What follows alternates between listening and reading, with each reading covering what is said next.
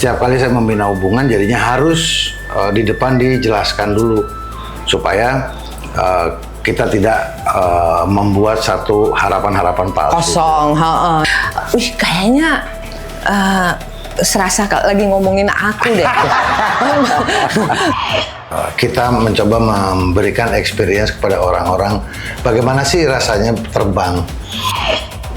Kita tuangkan, wah pengen deh satu waktu nih ke Eropa naik mobil. Kenapa? Kan seru banget pasti. Terus ada beberapa kali orang yang keliling dunia pakai mobil, gue ketemu dan gue bantu mereka dalam perjalanan mereka melintasi Indonesia. Jangan karena nggak punya motor NMAX terus nggak mau touring. Yang punyanya di rumah apa? Punya Vespa, ya naik Vespa. Kalau dibilang karena nenek moyang gue seorang pelaut, klise. Gue angkatan laut, sorry, gue anak marinir ya. Saya Ingrid Wicanarko untuk Indonesia Salam. Jiwa petualang seringkali menjadi cara terbaik untuk membangkitkan semangat, eksplorasi, dan keberanian dalam diri. Petualangan bukan sekadar perjalanan fisik ke tempat atau dunia yang baru, melainkan sebuah sikap mental untuk menghadapi ketidakpastian dengan hati terbuka.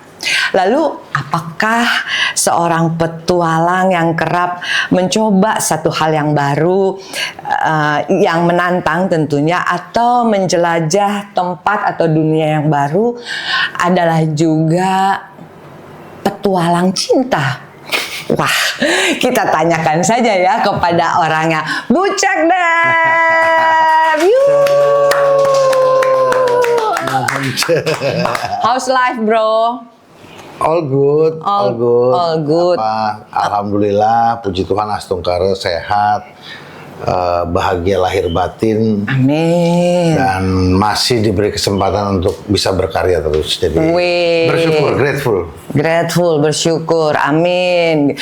Dalam doa-doanya Kak Bucek itu ada nggak doa untuk Cece gitu supaya? Selalu dong. Gue selalu mendoakan sahabat-sahabat gue tuh juga berbahagia, sehat, dan berkarya terus. Amin gitu. Soalnya kan Kak Ceki sudah 2 kali, tapi saya sekalipun belum gitu. Jadi gimana dong ya? Mohon tolong, mohon maaf, dijawab pertanyaan yang tadi. Oke, apa tuh pertanyaannya? Yang tadi mana? Begitu. Apakah seorang petualang itu juga berpetualang dalam cinta begitu? Dalam arti kata bukan berpetualang untuk apa? Karena kan yang seperti sudah kami sampaikan tadi dengan apa keseriusan Anda itu menjalankan petualangan Anda dengan total begitu. Iya. Gimana nih cintanya? Ya hidup kan adalah sebuah petualangan besar. Jadi kalau ditanya mengenai cinta, ya mungkin gue pernah membangun 2 kali rumah tangga yang tidak berjalan dengan baik. Tapi alhamdulillah kita bisa memanage perceraian itu dengan baik sehingga menjadi yang terbaik buat anak-anak. Oh, itu 2 kali yang ketahuan ya, Cek? Apa? Emang hanya 2. Oke. Yang resminya hanya 2 dan yang sejak saat itu nggak lagi sudah memutuskan tidak lagi akan menikah. Belum lagi kali Kak Ceki. Enggak, gue sudah memutuskan untuk tidak lagi akan menikah.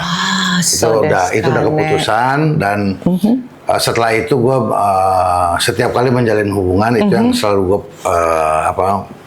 gue utarakan di awal kepada pasangan gue bahwa cita-cita itu nggak ada di gue dan gue juga tidak mau egois untuk ngajak orang bersama tapi nggak ada, tapi tidak ada tujuannya. Kalau dan sementara menikah itu di Indonesia adalah menjadi tujuan oleh kebanyakan besar orang.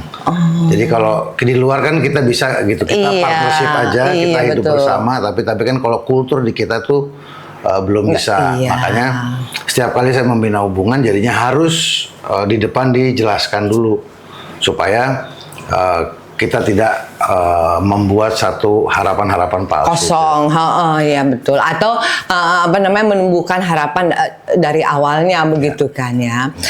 Wih, kayaknya serasa lagi ngomongin aku deh tuh. Cheers. Salute. Nah, Kak Ceki sebagai instruktur bersertifikat para layang ya, kemudian juga Anda salah satu pengurus persatuan layang gantung Indonesia, dan pokoknya sangat concern akan ini disebutnya olahraga atau games ya? Oke. Games atau olahraga? Sebelumnya diklarifikasi dulu. Iya. Kalau kata Cece, saya itu instruktur bersertifikat. Aduh, itu Cece berlebihan memuji saya. Iya. Bukan. Kalau di para layang, saya hanya pilot para layang, tapi saya juga membuat kursus-kursus untuk penerbang lanjut. Itu yang setiap tahun kita lakukan di Danau Toba. Nah, para layang sendiri dulunya adalah sebuah hobi buat saya, sebuah kegiatan olahraga yang akhirnya saat ini dijadikan pekerjaan gitu loh. Akhirnya hobi itu menjadi sebuah pekerjaan karena saat ini saya membuat satu wisata dirgantara di Bali. Jadi kita mencoba memberikan experience kepada orang-orang bagaimana sih rasanya terbang. Karena terbang para layang ini adalah terdekat manusia bisa merasa seperti burung. Jadi kita terbang hanya dengan bantuan angin, tidak menggunakan mesin. Nah, experience itu yang kita coba tawarkan buat orang-orang yang mau mencoba tandem para layang itu. Oke. Anda bicara begitu, saya ingat ketika saya terjun payung begitu untuk first jam saya, benar bahwa ketika Cece nih lompat dari pesawat, saya mah nggak berani. Ya itu yang membedakan antara saya dan Ceki. Ceki walaupun di udara juga dengan itu, tapi saya masih berani gitu ya keluar. Untung nggak didorong begitu. Artinya kan punya keberanian sendiri ya. Karena kenapa saya bilang begitu? Karena kalau kenapa harus didorong? Karena setiap titik yang kita harus sampai nantinya mendarat itu, kalau dia jalan terus itu pesawat kan akan miss ya titiknya begitu. Jadi lu mau turun apa enggak kalau didorong gitu. Well anyway, tadi bicara soal bagaimana kalau di angkasa begitu seperti para layang. Itu saat itu saya ngalamin tuh Ceki, itu nggak ada orang, nggak ada mobil, nggak ada rambu-rambu, nggak ada kemacetan, di angkasa sendiri. Kemudian kan pakai helm tuh ya Cek ya, pakai helm. Mungkin di antara kuping dan helm itu kan ada angin ya, dan berbunyilah dia begitu. Ini kan perspektif berbeda dari setiap manusia gitu ya. Nging. Jadi seolah-olah tuh saya ingin menceritakan kayak kita tuh mendengar nyanyian surgawi atau whatever alam semesta begitu ya. Dan kita sendirian gitu di angkasa begitu, nggak ada siapa-siapa. Nah, disitulah maha besarnya sesuatu atau seseorang akan kita ingat begitu ya. Betul. Well anyway, yang para layang tadi itu memang betul Anda sangat pemerhati dan juga aktivis. Saya juga pernah mendengar bahwa Anda ingin begitu ya, bagaimana atlet-atlet para layang ini bisa nggak susah gitu untuk mendapatkan asuransi gitu. Tentu saja juga untuk olahraga yang berisiko tinggi juga. Itu gimana sekarang? Apakah sudah ada gitu yang mau menerima? Kalau sekarang ada kebetulan sekarang juga atlet itu sudah bisa masuk di BPJS. Jadi maaf Kak, atlet, tapi atlet-atlet yang berisiko tinggi seperti ini ya, begitu itu bagaimana? kan kalau dari atlet itu kan ikut di provinsi itu ada ininya. Oke. Jadi sekarang tuh udah ada lah insurans untuk itu. Kalau untuk pekerja seperti di tempat kita di Bali itu yang operator tandem itu masuknya di BPJS Ketenagakerjaan. Oh, bagus gitu, dong ya. Jadi sebenarnya udah ada, dan ada juga beberapa insurans yang mengcover khusus untuk kegiatan luar ruang yang beresiko. Iya, betul itu. Ada beberapa insurans ya? yang pernah kita pakai. Oke. Kalau begitu tadi belum Anda jawab. Maksudnya perbedaan antara para layang dan hang gliding. Oke. Apakah di layarnya atau bagaimana? Para gliding sama hang gliding konsep terbangnya sama, alatnya berbeda. Hang gliding adalah gantole, kalau kita di Indonesia itu gantole. Dia menggunakan frame rigid, penerbangnya posisinya tiduran digantung di bawahnya. Kalau para layang bentuknya parasut, bisa dilipat menjadi satu ransel aja, bisa dibawa kemana-mana. Jadi dia agak lebih simpel dibanding hang gliding, karena hang gliding itu rigid, kalaupun dibungkus pasti panjangnya ada 3 meter, harus dibopong-bopong. Dan lebih berat. Tapi konsep terbangnya sama, jadi sama-sama bisa terbang, hanya memanfaatkan angin. Cuman alatnya yang berbeda. Jadi hang gliding, paragliding, sama glider, pesawat glider yang ditarik itu, itu juga sama, konsep terbangnya sama. Kalau glider ditarik pesawat sampai di ketinggian baru dilepas, baru dia thermaling. Kalau hang gliding atau paragliding, kita bisa terbang dari bukit, kita launch, setelah itu kita mencari thermal untuk bisa terbang lebih tinggi. Jadi konsep terbangnya sama, alatnya yang berbeda. Oke. Nah, Kebucek juga ingin begitu ya, memberitakan kepada masyarakat umum lah apa yang atau generasi-generasi muda, bahwa para layang ini bukan hanya untuk yang berkelas kok ya, orang yang berkelas gitu, atau bisalah di ini kan. Bagaimana bisa gitu Anda bilang begitu, karena kita kalau misalnya mau main gitu ya, para layang itu sekitar 300-500 ribu gitu kan ya. Belum kalau destinasinya bagus seperti di Sumatera, ada yang 750 ribu atau 800, itu baru satu orang ya. Padahal kita kadang-kadang kan kalau main atau piknik gitu kan banyakan orang. Lalu belum sewa GoPro-nya sekitar 300 ribuan begitu. Nah, atau kalau kita mau beli, pingin punya sendiri gitu. Nah, itu dari sekitar 40 juta sampai ada yang 100 juta lebih begitu ya kalau buatannya khusus. Gimana Kak Ceky bisa bilang bahwa itu bukan olahraga yang membutuhkan? Jadi gini, Ce, dulu kan memang saat kita mulai para layang, saya ya, saya itu baru mulai sekitar tahun 2001. Dianggapnya para layang adalah olahraga orang-orang eksekutif lah, orang-orang yang sudah bekerja, yang sudah betul. Tapi akhirnya perkembangan para layang di Indonesia sendiri itu malah berkembang karena waktu itu kita mulai gimana caranya orang bisa terbang dulu. Dulu sebelum itu orang kalau mau terbang harus punya alat sendiri. Nah, saat kita waktu itu di klub kita mulai, kalau mau belajar nggak usah beli alat, belajar dulu aja, ikut kursusnya. Ya kursus ada biayanya betul, tapi kan biaya itu untuk mengcover biaya instruktur, sewa alat, dan sebagainya. Karena ada orang mungkin yang mau coba dulu belajar, belum tentu mau terus lanjut untuk investasi alat. Jadi, nah, dan sejak para layang ini masuk di pertandingan di dalam PON, setiap daerah itu kan ada Porda, ada kejuaraan olahraga daerah itu. Mereka tuh punya anggaran. Nah, mereka lah bikin tim-tim di masing-masing daerah yang punya tim para kurang lebih 26 provinsi mungkin kalau nggak salah. Itu negara pun sudah menyiapkan anggarannya. Jadi untuk orang-orang yang mau main para layang dengan jalur tidak dengan modal pribadi, bisa ikut kegiatan. Jadi biasanya dinas pariwisata di satu daerah itu suka bikin pelatihan untuk di daerah tersebut, mencarilah bakat-bakat atlet di daerahnya masing-masing. Itu dari Pemkot, dari pemerintah? Dari pemerintah. Jadi kalau tim daerah itu yang mewakili kabupaten atau mewakili provinsinya bertanding di PON, itu semua kan anggarannya dari daerah dan dari pemerintah. Itu memang sudah dari awal tahun 2000-an seperti makanya berkembangnya olahraga para layang itu di Indonesia cukup pesat, karena tidak lagi hanya diminati oleh kalangan-kalangan orang yang sudah punya mapan lah.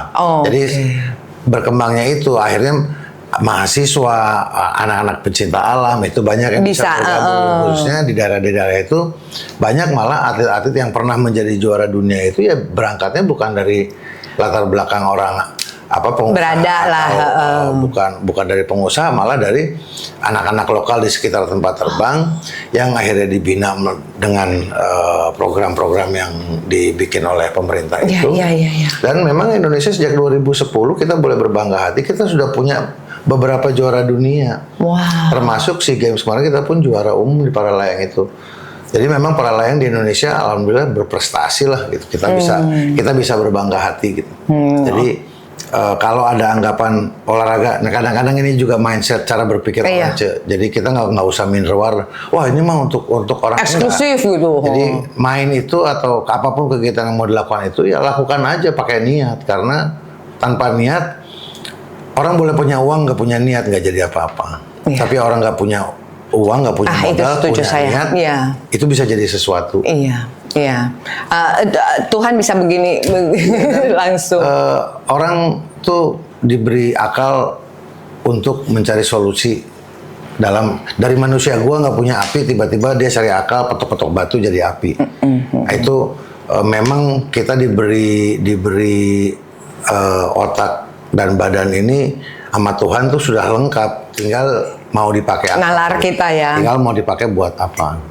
Baik, dari para layang mari kita berpetualang dengan, nah ini ya buat teman-teman exposure.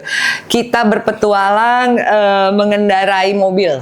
Gimana coba ya, kita mengendarai mobil.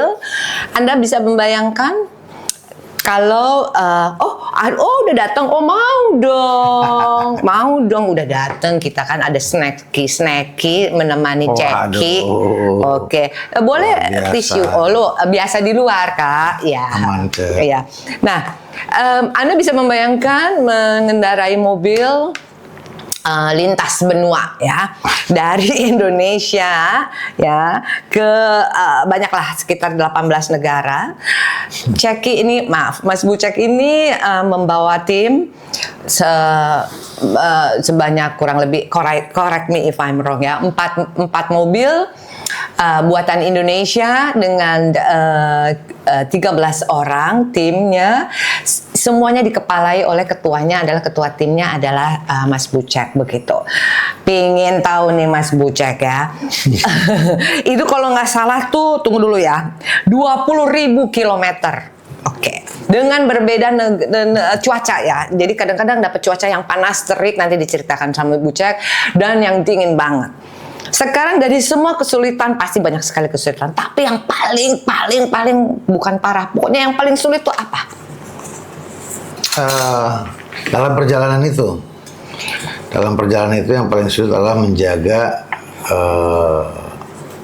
menjaga hubungan antar pesertanya supaya kita tetap solid, kita tetap bisa nyampe ke tujuan dengan aman, dengan selamat. Karena problem utama kalau manusia dikumpulkan pada satu tempat yang sama selama kurun waktu beberapa panjang, itu kan nggak semua bisa cocok. Maksudnya orang yang kenal puluhan tahun bisa bertengkar gitu. Nah itu yang kesulitan, menjaga bagaimana kita bisa jaga mood seluruh kru peserta daripada ekspedisi itu supaya kita bisa perform, karena kita punya tugas-tugas dalam perjalanan. Kita ada dari sponsor, kita harus bikin ngetap oli untuk di sekian ribu kilo, dicatat ininya untuk dikirim ke labnya mereka. Hampir betul 20.000, tepatnya 29.000 kilometer saya berjalan dari Indonesia sampai ke Italia ber-13 dalam 4 mobil. Jadi ada yang bertiga, ada yang berempat, dari beberapa latar belakang berbeda-beda. Ada yang jurnalis, ada yang petualang, ada yang fotografer dari Reuters, ada pencinta alam, ada juga penerbang para layang. Jadi 13 orang dari latar belakang yang berbeda ini harus dikumpulkan selama 4 bulan, berada dalam satu kapsul yang jaraknya cuma segini, di mobil lah ya. Mobilnya kebetulan mereknya Toyota, tapi itu dibuat seluruhnya, komponen-komponen juga Indonesia. Pabriknya di Kerawang. Jadi sebuah mobil yang bisa kita bilang hampir mobil nasional, karena yang bikin dia jadi bukan nasional hanya mereknya aja. Olinya yang dipakai waktu itu adalah oli yang full dibuat di Indonesia, semua bahan baku dan pembuatannya itu Fastron Gold, itu tahun 2011. Ya alhamdulillah itu merupakan salah satu pencapaian ya dari mimpi-mimpi yang hanya dimulai dari niat itu tadi. Makanya gue selalu bilang yang penting adalah niat. Awalnya niatnya cuma bermimpi, pengen pada satu waktu, karena kan ya Cece tau lah, gue hobi off-road, gue hobi nyetir kemana-mana. Kadang-kadang dulu tuh kalau lagi mumet juga keliling Jakarta aja di tol gitu, malam-malam itu bisa menghilangkan. Karena buat gue berkendara jauh itu kayak healing, meditatif. Jadi kayak kita berkontemplasi lah gitu. Saat gue berkendara, saat gue motoran jauh, saat gue sama seperti juga saat gue itu buat gue sebuah proses meditasi yang membuat gue bisa mengurai satu persatu benang yang kusut ini. Nah, kita tuangkan, pengen deh satu waktu nih ke Eropa naik mobil. Kenapa? Kan seru banget pasti. Terus ada beberapa kali orang yang keliling dunia pakai mobil, gue ketemu dan gue bantu mereka dalam perjalanan mereka melintasi Indonesia. Nah, begitu ada kesempatannya ide itu dijalankan, ya kita jalankan. Dan gue bertanya juga kepada teman-teman yang waktu itu pernah gue bantu saat mereka crossing Indonesia. Ternyata bisa kok gitu loh. Waktu itu bilang nggak bisa, kita nggak bisa crossing China. Ternyata ada caranya. Dan gue coba ini kan, dan Metro TV mau jalankan ekspedisinya ya.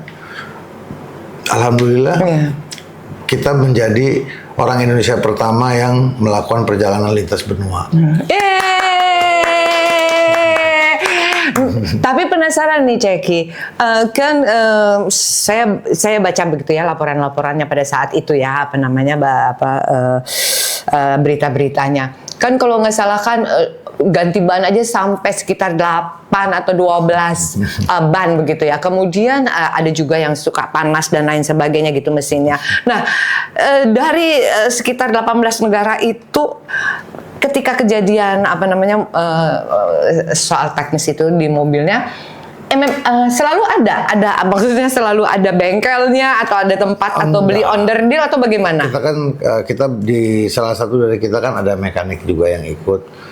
Salah satu dari tim kita juga ada dokter yang ikut. Jadi memang kita self sufficient gitu. Kita bawa peralatan-peralatan apabila kita memerlukan di jalan teknis, misalnya kendaraan, termasuk apabila ada anggota kru yang sakit atau apa, kita sudah siap. Jadi memang perjalanan itu ekspedisi itu kita siapkan tuh benar-benar matang, dan kita bisa self sufficient gitu. Kita bisa mandiri sampai ke tujuan.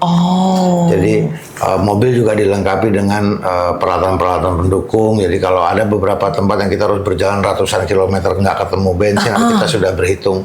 Di sini kita akan susah mencari fuel. Ya kita coba siapkan dulu, bawa jerrycan, bawa apa. Jadi memang mobil itu adalah mobil unit gitu ya, udah siap. Base dari kita untuk survive sampai ke tujuan. Wow. Nah, tadi kan Anda bicara masalah segala di 18 kurang lebih 18 negara itu, di perbatasan itu pasti nggak diperiksa paspor mobil. Semua. Jadi di perbatasan darat itu antar negara ya semua diperiksa sama seperti kita naik pesawat. Manusianya diperiksa, barang bawaannya juga diperiksa. Kalau kita membawa mobil, ya mobilnya pun diperiksa. Ada seperti masuk di China, mereka malah kita setelah border ngurus paspor semua udah dicap, 2 kilometer setelah itu harus masuk ke samsatnya sana. Jadi mobil, karena mobilnya adalah mobil dari Indonesia dengan plat Indonesia, sama mereka dibikinkan surat-surat dengan surat-suratnya China. ada pakai huruf plat nomor kanjinya semua ada. Driver license kita juga SIM Indonesianya diminta, dicatat sama mereka, dibikinkanlah professional driver license yang Khusus berbahasa Cina itu atas nama kita dengan foto kita. Nah, mobil juga dites, bahkan mobil ada raknya, ada apanya. Dan kalau di China itu kita harus kontrak dengan satu travel yang mengatur, karena setiap provinsinya ada beda-beda aturannya. Ya, mereka akan siapkan satu translator untuk ikut.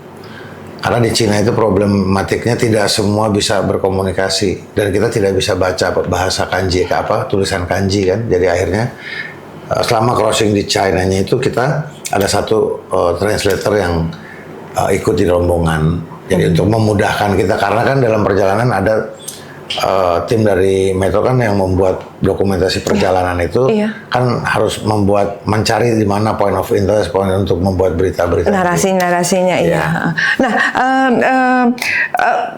bicara masalah perbatasan, kadang-kadang kan kita kan suka menemukan penjaga perbatasan yang baik, ada yang rese, ada yang rewel. Ada ketemu nggak sih di sekian banyaknya perbatasan yang rese banget gitu, atau yang unik-unik lah? Nah, gue nggak mengatakan itu rese, tapi lebih ke ada di perbatasan yang kita akhirnya keterbatasannya karena bahasa, bukan. Gue rasa setiap penjaga perbatasan bahkan di Indonesia juga pasti punya satu standar operasi prosedur yang jelas, ABC. Cuman kan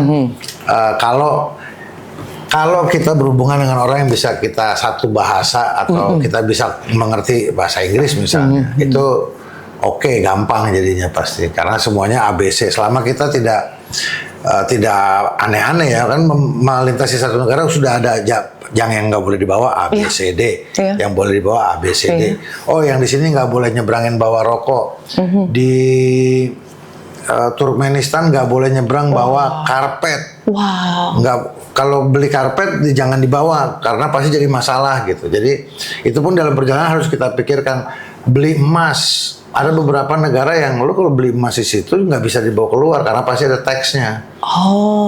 Nah itu yang selama kita menghindari hal-hal itu ya di perbatasan pasti proses perbatasan itu makan waktu. Ya kalau di bandara aja itu rata-rata 1-2 jam lah.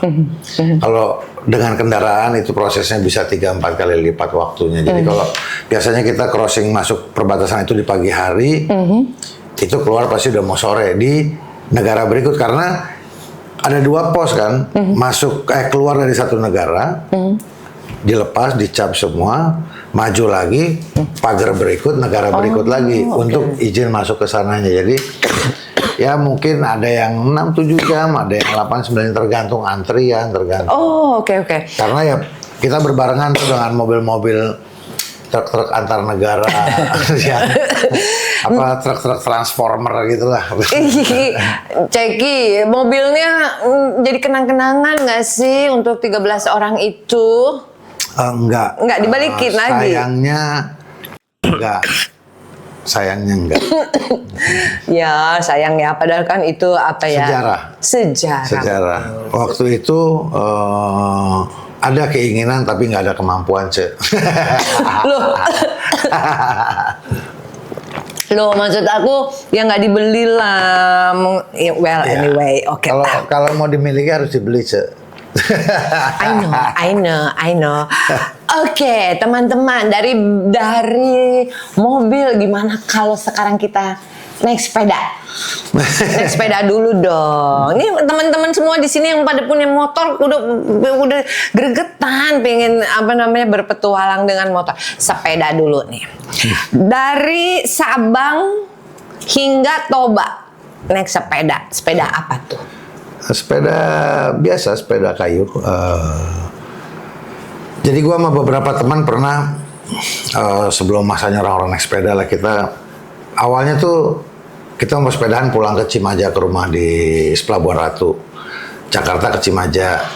Habis itu dari Cimaja kita nyisir pantai Jawa yuk, sampai mana, sampai Jogja gitu. Terusin lagi. Nanti cari lagi waktu kapan ada Denpasar ke Jogja nyambung.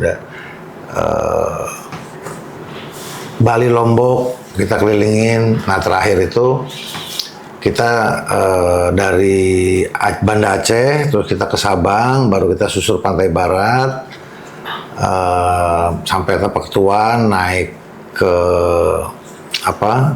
Sidikalang, turun ke Danau Toba, lanjut sampai finishnya di Medan. Wow. Itu 900 kilo kita jalanin 9 hari. Wow. Dan kesepakatannya adalah kita kalau sepedahan itu nggak boleh nginep di hotel. Jadi kita, kita pokoknya sepedahan itu camping atau Emper Indomaret atau hotel biru Pertamina ya. Karena kenapa Pertamina dan Indomaret menjadi pilihan yang selain camping, karena kalau bangun tidur kamar mandi ada. Ya kan, Indomaret makanan ada. Jangan naik sepeda tapi itu ya apa namanya? Bukan ya, kan ini memang adalah sebuah adventure. Membuat kita mencoba hal baru setiap kali. Hidup cuma sekali, kita harus terus mencoba. Jadi nggak boleh berhenti mencoba. Gua merasa kalau udah lakukan sesuatu, oke, terus nextnya apa lagi? Iya. Nah, Kak Bucek kan bicara tadi kalau karena memang sekarang lagi tren ya, apa namanya sepeda itu. Tapi Anda sudah menjalani gitu ya, panjang bersepeda. Itu kan yang paling utama. Kalau nggak salah otot ya, dan juga otot, maksudnya begini, apa sih vascular itu jantung dan paru-paru begitu, karena pernafasan dan oksigen itu apa yang paling penting untuk teman-teman nih generasi muda yang punya uang langsung beli sepeda yang keren-keren begitu, tapi lupa begitu.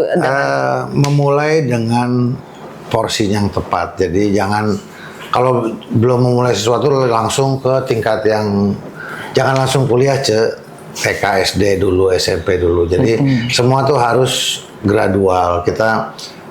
Gue dalam melakukan kegiatan luar ruang, semuanya gue lakukan dari basicnya dulu. Gue belajar basic, baru gue sampai ke tingkatan yang gue inginkan. Gitu. Karena kadang-kadang orang nggak jarang latihan terus langsung dipaksa, nggak hanya main sepeda lah, mungkin yang lainnya lah, bola atau apa mungkin sekarang yang padat, ya pasti ditakutkan tuh ada masalah di kardiovaskularnya. Tapi kalau dimulai itu olahraga tuh dimulai harus dari pemanasan dulu, baru ini sampai. Jadi supaya ototnya tidak kaget, badannya nggak kaget. Ya, saya pernah membaca juga kok Anda mengatakan bahwasannya yang penting itu adalah kalau nggak salah 60% persiapan, sisanya 40% itu baru alatnya atau motornya atau sepedanya atau apa. Tetapi persiapannya yang harus semua kegiatan harus dimulai dari persiapan yang matang. Perjalanan yang jauh harus disiapkan dengan matang. Mau naik motor touring jauh, siapin dulu yang matang, motornya siap atau enggak, supaya dalam perjalanan ini kita nggak ada problem. Meminimais problem dalam perjalanan itu berarti kan senang-senangnya lebih banyak dibanding kita di jalan ngoprek. Ya betul-betul. Ya kan? Semua gitu sih kalau menurut gue. Iya, tadi Kak Bucek udah menyebut motor nih ya yang pada nungguin nih ya, pemotor udah kayak internasional, pembalap internasional motor nih ya. Mas Bucek itu salah satu contohnya aja. Jakarta ke Medan, kalau nggak salah 4 hari 3 malam begitu ya dengan motor itu. Nah, gimana nih Kak Cek ini untuk teman-teman yang sekarang juga tren gitu bermotor ya? Nah, pada saat itu motor apa? Pernah beberapa motor lah, kebanyakan motor tua. Jadi saya tuh penggemar motor tua. Jadi motor yang saya gunakan touring jauh ya motor tua. Motor tua bisa dipakai jauh, bisa. Ada kesulitannya nggak? Ya pasti. Tapi kalau persiapannya benar, motornya disiapin benar, ya nggak ada masalah. Dulu saya pakai motor usianya udah 50 tahunan, tapi ya dipakai belasan tahun juga sehat-sehat aja. Tapi setiap mau pergi ya harus disiapkan dengan benar. Saya motoran di Indonesia ini ya. Mungkin Papua yang belum. karena kesana lumayan untuk ngangkut motornya kesana juga mahal. Betul. Jadi Kalimantan, Sulawesi, Sumatera, Jawa, Bali, Nusra pernah dengan berbagai jenis motor dari yang cc-nya cuma 75 sampai yang cc-nya 1000 sekian. Jadi naik motor itu bukan apa motornya. Naik motor itu kembali kepada niatnya. Niatnya mau motoran, mau naik motor Yamaha 80 cc kah, mau naik Honda Astrea Grand kah, mau naik Vespa tua, mau naik Vespa Matic, mau naik NMAX, X-Max. Itu semua kembali kepada adanya apa. Jangan karena nggak punya motor NMAX terus nggak mau touring. Yang punyanya di rumah apa? Punya Vespa, ya naik Vespa. Punyanya apa? Punyanya Yamaha V75, V80. Jalanin aja. Karena kenapa? Nyampe gua udah pakai soalnya. Gua pernah dari Jakarta, Bandung, Pangandaran, sampai ke Bali pakai Yamaha V80 2 tak, 80 cc, lewat jalur selatan. Apa motor itu bukan apa motornya, perjalanannya dinikmatin aja. Nanti nyampe, ada senang. Iya. Saya jadi ingat, saya punya tukang langganan bajai. Nah, bajai. No, this is true gitu kan ya, tukang bajai. Satu saat kamu nggak pulang kampung, Yadi, namanya Yadi, nggak pulang kampung, enggak gitu kan ya. Sampailah ngomong, oh keluarga mana, you know what, dia naik bajai dari Jakarta ke Jawa Tengah. Oh, iya. Nah, jadi ini adalah benar yang dikatakan oleh Kak Ceki gitu ya, bahwasanya kalau ada niat aja, dan dia niatnya kan pokoknya gue harus sampai karena ingin berlebaran dengan keluarga. Masa ya Tuhan nggak kasih jalan yang lempeng ya? Yang paling gampang lihat itu yang Vespa yang panjang, ceper apa diisi segala macam. Mereka sambil jalan, sambil nanti nyari duit di jalan, nyampe juga kemana-mana. Iya ya. Jadi berpetualang itu bukan masalah berapa uang yang dia punya. Berpetualang itu bagaimana masalah niat. Kalau niat, pekerja kantoran pun pasti bisa berpetualang. Karena dia akan, kalau dia sudah punya niat, dia akan atur waktunya, dicari caranya. Nah itu naik motor itu berhentinya di mana? Apakah Bebas. hanya untuk makan atau terus menginap di mana? Bebas, jadi semua itu tergantung. Santai. Bukan santai, jadi tergantung waktunya. Kayak saya kan kalau yang penting nggak berbenturan dengan waktu kerja syuting atau dengan pekerjaan yang lain. Begitu waktunya ada, jalanin aja. Dulu malah seringkali motoran 5 hari, nyampe kemana? Tinggalin motornya, pulang dulu kerja. Okay. Nanti kapan balik lagi? Terusin lagi, punya lagi seminggu, lurus lagi sampai mana? Nanti di mana cari lagi tempat yang di mana kita bisa nitip. Tinggalinlah 2-3 bulan, 4 bulan tinggalin, nanti balik lagi, terusin lagi. Jadi ya itu, kalau dilakukan setiap hari kan juga nggak logika ya, karena kan kita harus kerja, kita harus ada tanggung jawab kita sebagai manusia yang harus kita lakukan. Ya dilakukan, yang penting tanggung jawabnya nggak ada yang miss.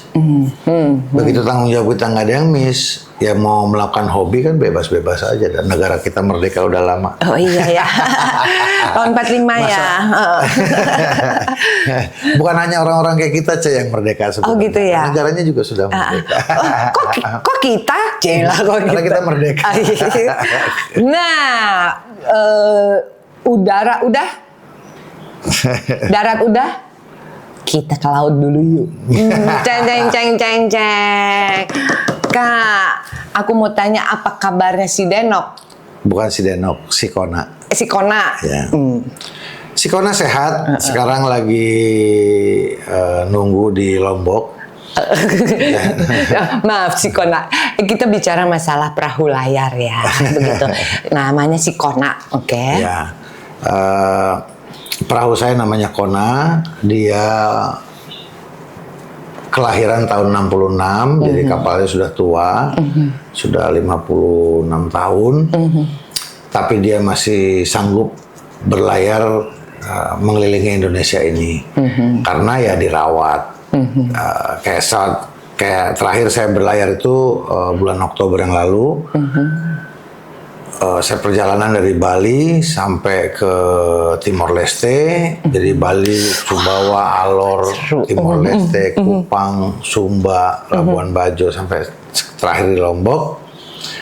Begitu masuk musim hujan, si Kona saya taruh di atas dok, di naik dok. Jadi nunggu musim panas lagi. Nah, sekarang dia lagi nunggu, lagi sambil perbaikan ya kecil-kecil lah, kelistrikan apa ya, itu yang saya bilang, apapun selalu saat kapal tidak dipakai kita siapkan supaya saat kita ada waktunya dia bisa siap jalan lagi.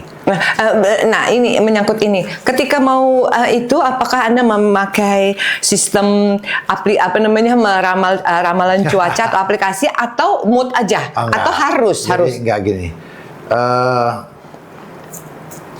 Kalau bagaimana cara melaut itu, setiap orang pasti punya pandangan beda-beda, punya cara berbeda-berbeda. Kalau saya biasanya, karena masih belajar ya, saya baru 5 tahun berlayar, saya selalu mencari waktu yang di musim panas, jadi weathernya sedikit lebih baik dibanding saat musim angin barat. Nah, dibilang musim angin barat nggak bisa berlayar, bisa juga. Tapi ya pasti challenge-nya lebih karena curah hujannya lebih banyak. Betul. Kan? Nah, ada aplikasi-aplikasi yang saya gunakan untuk aplikasi cuaca. Ada juga aplikasi untuk navigasi laut. Nah itu yang saat saya mau berlayar kayak terakhir berlayar tuh, oke, kita mau pergi berapa, punya waktu 2 bulan. Tapi dalam 2 bulan itu ada nih tanggal sekian mesti ke Jakarta. Jadi jadi make sure gue bisa reach kota ini supaya apa? Nanti kapal tinggal dulu, gue terbang dulu ke Jakarta, kerja dulu, kembali lagi baru nyambung. Nah itu memang gue ahli memanage main. Bagaimana main gue nggak keganggu, tapi kerjaan juga. Iya dong. Jadi Kona saat ini lagi nunggu, mungkin insya Allah minggu pertama bulan Mei bisa turun lagi ke laut, dan setelah itu mungkin akan memulai lagi perjalanannya tahun ini.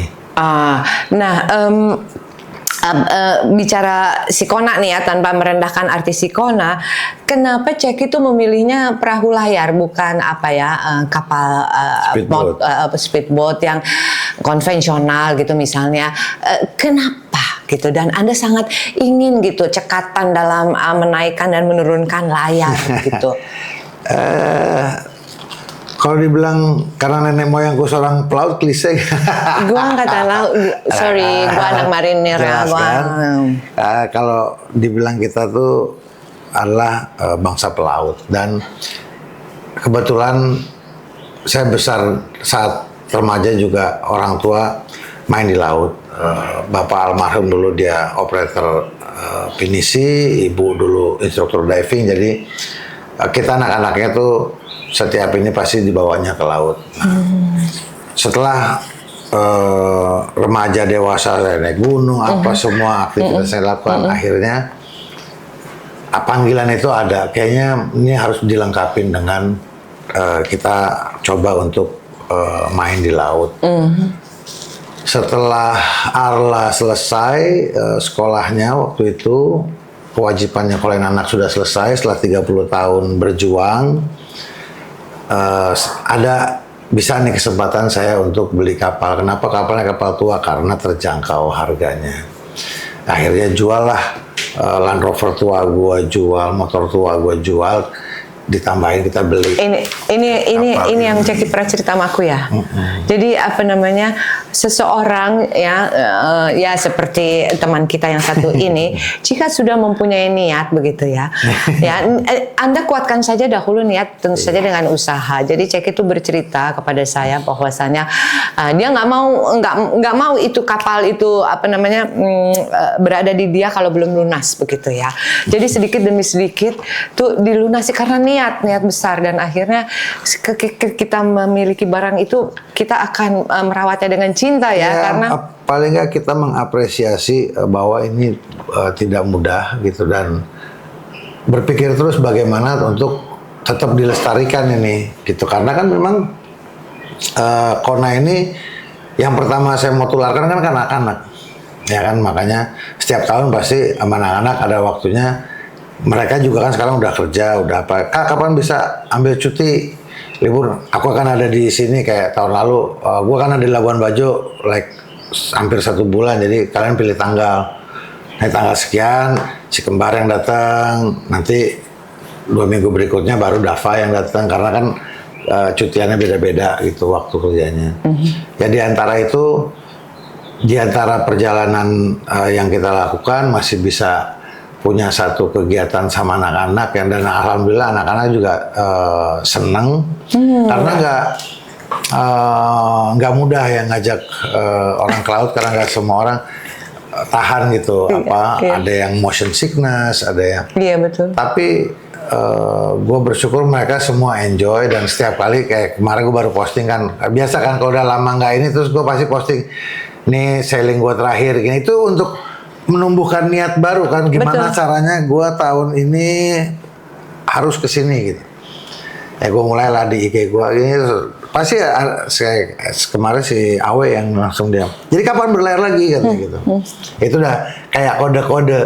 Begitu gue posting tentang laut, nanti mereka colek-colek gitu kan, kapan nih kapan. Nah itu begitu terjadi gue pasti, Kak gue tanggal segini keluar. Nah mereka ngatur ininya waktunya kapan bisa. Itu cara gimana kita menyiasati bisa tetap punya kegiatan sama-sama. Nah, kan Indonesia itu kan ya negeri laut lah begitu ya. Menyikapi, apakah Anda sudah melihat bahwa olahraga laut atau seperti kita tiba-tiba menang lah itu dayung itu, lomba dayung itu, kemudian juga Anda bercerita tentang kalau perahu layar begitu, banyak yang nggak generasi penerus yang minati. Yang minat banyak, tapi kita masih terbentur dengan sistem atau aturan-aturan yang saat ini aturan kemaritiman kita tidak berpihak kepada WNI. Karena rekreasional yacht atau kapal layar itu belum ada kategorinya dalam aturan maritim di Indonesia. Jadi aturan maritim di Indonesia itu hanya mengenal kapal barang, kargo, kapal motor penumpang, KMP itu, atau kapal ikan. Sehingga kalau rekreasional yacht atau kapal layar itu nggak ada kategorinya. Nah begitu, kan kapal tuh harus ada BPKB STNK, harus ada registrasi kan. Kalau registrasinya pakai bendera Indonesia, maka kena aturan seperti kapal motor penumpang, bahwa itu harus punya kapten, harus punya kepala kamar mesin, harus punya 3 orang kru, sehingga nggak bisa diaplikasikan sebenarnya karena kapal layar itu bisa kita operasikan mandiri. Nah, gue menyiasati dengan orang Indonesia nggak boleh punya kapal layar, berarti gue harus mencari orang yang pemiliknya orang luar. Jadi gue bisa gunakan kapalnya dia supaya gue bisa berlayar mandiri. Nah,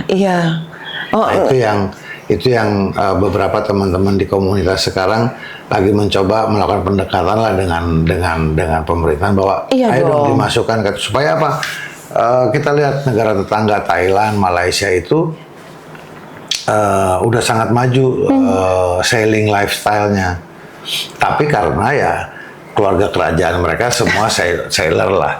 Nah, kita di sini mungkin kalau ada pemangku kepentingan yang juga penggiat olahraga laut, itu mungkin akan bisa lebih cepat realisir. Iya dong. Ya itu akhirnya menjadi harapan-harapan aja. Tapi ya kalau sekarang ya selama ada orang yang bisa kita pergunakan kapalnya untuk berlayar, kenapa tidak gitu. Tapi mudah-mudahan ini bisa didengar seperti biasanya, exposure mengirimkan pesan-pesan begitu kepada orang-orang yang bisa mendengar dan merealisasikannya begitu. Karena jangan lupa Indonesia itu adalah negeri kepulauan terbesar. Iya begitu kan ya, lautan begitu. Mana mungkin gitu kegiatan atau games atau olahraga air atau laut itu tidak perhatikan begitu ya Kak Ceki ya. Nah Kak Ceki, untuk generasi muda sekarang ini, apapun itu yang paling penting yang Kak Ceki bisa share kepada mereka olahraga apapun atau secara filosofi dan spiritual yang harus dibina di dalam diri mereka? Konsisten, jadi konsisten dalam melakukan kegiatan apapun itu. Mau jadi atlet, latihan dengan konsisten, karena dengan konsistensi itu akan menjadi sesuatu. Orang boleh bilang punya gift, gue punya apa, tapi kalau dia tidak konsisten, dia tidak punya disiplin, maka perjalanan itu akan menjadi sulit. Tapi kalau orang punya konsistensi dan punya disiplin yang baik, saya yakin akan tercapai semua keinginan dan cita-cita. Wow, dengerin ya, adik-adik, Ya, konsisten dan disiplin. Konsisten dan disiplin ya, konsisten dan komit gitu kan ya, dan disiplin. Kak Ceki, kami mempunyai sesuatu untuk dirimu. Apa itu, Cek? Aduh, walaupun sudah beberapa bulan lewat ya, Januari sudah beberapa bulan lewat ya, ya anggap aja kado ultah ya untuk tereng dari Alifa. Nggak boleh dibalik dulu, ini apa talinya dibuka. This is pita, you just itu apa namanya tarik. Nah, emang dimudahkan supaya cepat ya. Nggak boleh dibalik dulu. Kak Ceki nggak boleh ngelihat dulu. Viewers yang boleh lihat. Jadi, alah itu mah ditarik aja. Tereng. Yes. Oke. Ini nanti dicopot ya kayak ininya. Ini kan pelindung frame. Nah. Mental apa mantul nggak? Boleh nggak? Mantul nggak? Tunggu dong. Mantul nggak? Oh, oke. Mantul nggak? Tapi kok penasaran? Tapi dia belum lihat ya. Ngintip. Ya oke, boleh lihat. Ngintip sambil kasih lihat. Boleh ngintip. Cara. Wah. Kasih lihat juga ternyata dong. Ternyata ada seniman AI sekarang, seniman AI. Gila. Thank you, Cek. Wah. Gimana dong, Cek? Ini untuk memotivasi, lebih klasik. memotivasi keluarga kan. Klasik dong. Konvensional dong. Kan sesuai usia. Kok bicara usia? Are you happy? Siap, thank you, Cek. Happy banget. Belum tahu mau ditaruh di mana? Sedap. Ini selalu ya teman-teman kalau melihat di rumah. Sorry, kalau teman-teman kalau melihat what you call it, setir ini, ya ini saya selalu ingat dari kecil karena kami adalah keluarga angkatan laut begitu. Jadi ini selalu dulu kalau kasih untuk ulang tahun atau keluarga. Iya, pasti ada bentuk setir kapal. Setir kapal ini kemudian kita tulis gitu kan. Jadul banget ya.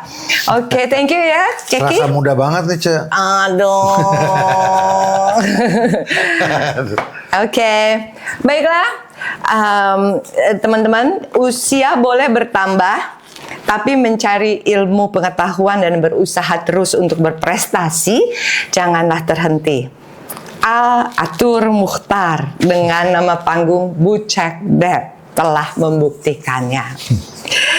Jadi, seperti kata penyair Romawi, Juvenalis menulis, mensana in corpore sano. Dalam tubuh yang sehat terdapat jiwa yang kuat. Saya Ingrid Wijanarko untuk Indonesia. Salam. Yeah, thank you. Thank you. Kiss ya.